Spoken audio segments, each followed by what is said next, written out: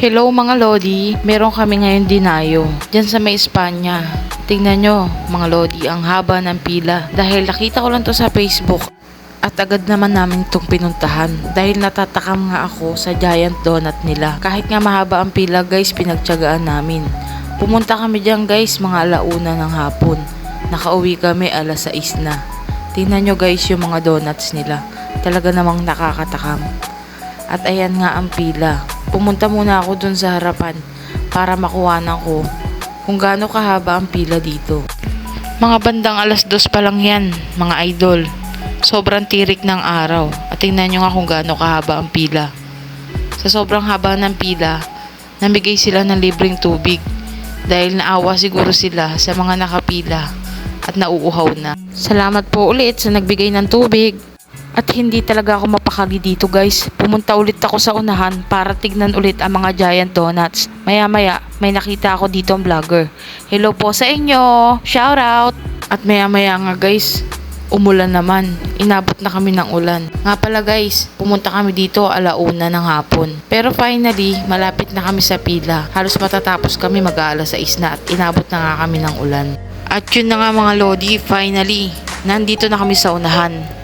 Malapit na rin kami makauwi at matikman ang giant donut. Tsagaan talaga namin pumila dito para matikman to. Baka naman. At sa wakas, tumila na rin ang ulan. Makakauwi kami ng maayos. Okay na okay. Hi, salamat.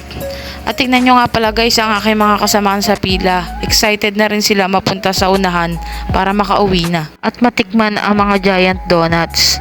Shoutout sa inyo mga Lodi. Marami pa mga mini donuts. Pero how sad, ang mga giant donut halos paubos na pero gumagawa pa rin sila. Pinili na lang namin yung mga available na giant donuts. At ayan nga, nakauwi na kami. Bumili kami ng 2 box na mini donuts at 1 box ng giant donut. Bumili rin kami ng milky donuts.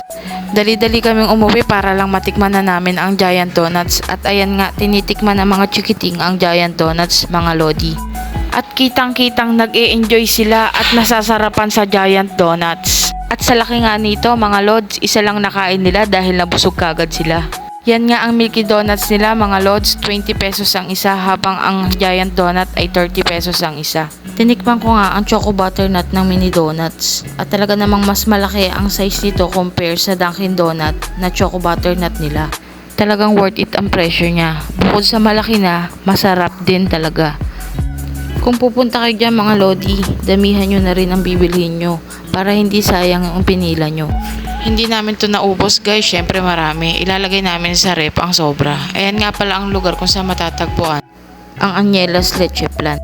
Google Maps po ang ginamit ko para matagpuan ang lugar na ito mga Lodi. Angeles Leche Plan lang ang nilagay ko. Espanya Boulevard, corner Vicente Cruz. Sa kanto ng Inasal, hilera niyan ang Angeles Leche Plan.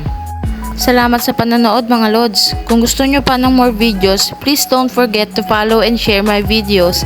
Thank you!